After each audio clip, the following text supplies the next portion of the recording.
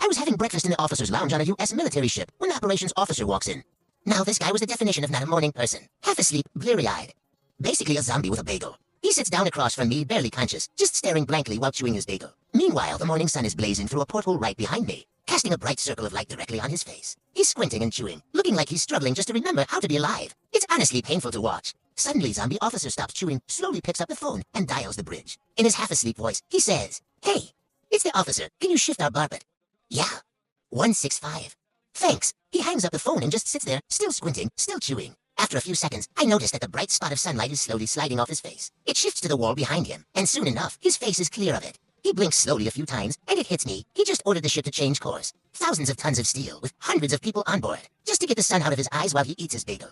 I'm in awe. As he takes another bite, I wonder if he even realizes the genius of what he just did. But then, between chews, he pauses, looks at me, and gives the faintest, sly grin before going back to his bagel.